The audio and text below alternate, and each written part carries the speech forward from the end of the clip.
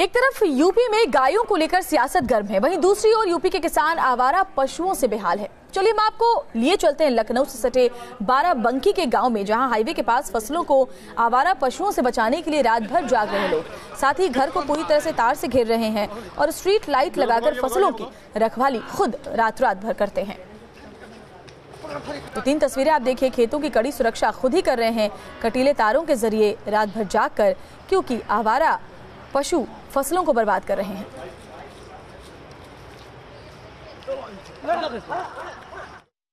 तस्वीरों में या फिर टेलीविजन पर आपने लहलहाते खेत देखे होंगे, हरे भरे खेत आपको आकर्षित करते रहे होंगे, लेकिन इन खेतों को बचाने के लिए इन दिनों यूपी में किसान भारी जद्दोजहद कर रहे हैं।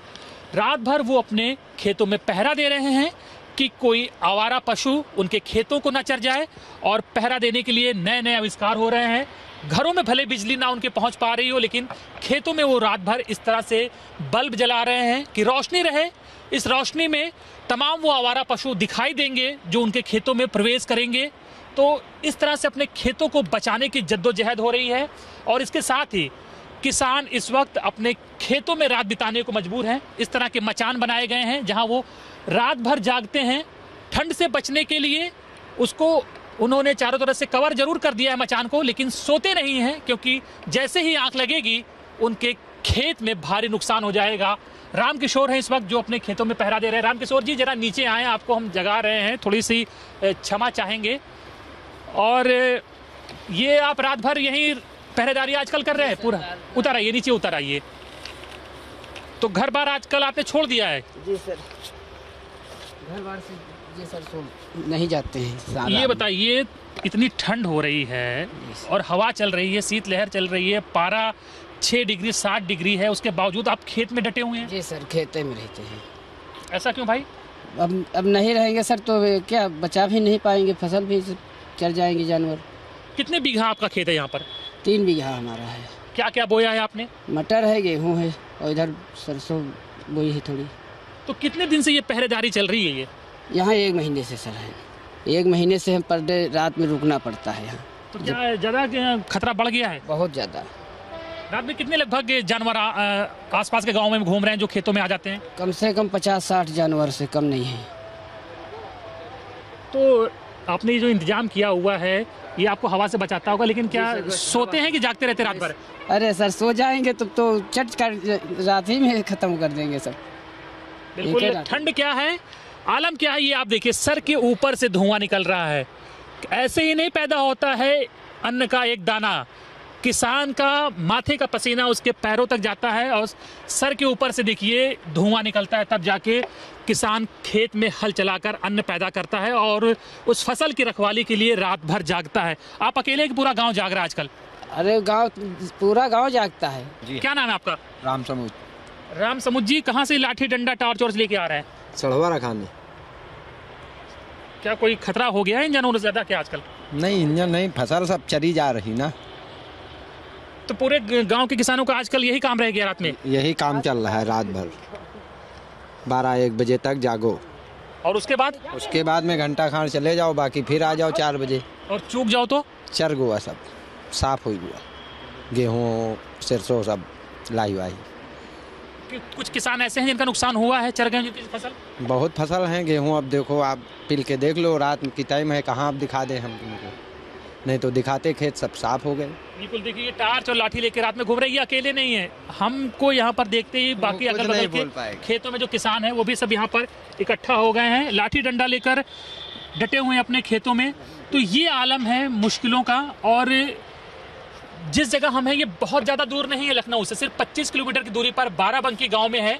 और जब राजधानी के पास ये आलम है आवारा पशुओं के आतंक का, तो दूर दराज के इलाकों में, दूर दराज के जिले जैसे कि बुंदेलखंड, पूर्वांचल या पश्चिम यूपी में क्या हाल होगा, इसका अंदाजा आप आसानी से लगाइए कि कैसे किसान सर्दी और आवारा पशुओं से लड़ते हुए अपने खेतों की रक्षा कर रहे हैं। वीडियो लिस्ट बगराड़ा के साथ अनिल यादव, न्यूज नेशन, बाराबंकी। गाँव में किसानों ने अपने खेतों को इस तरह कटीली तारों से प्रोटेक्ट किया है।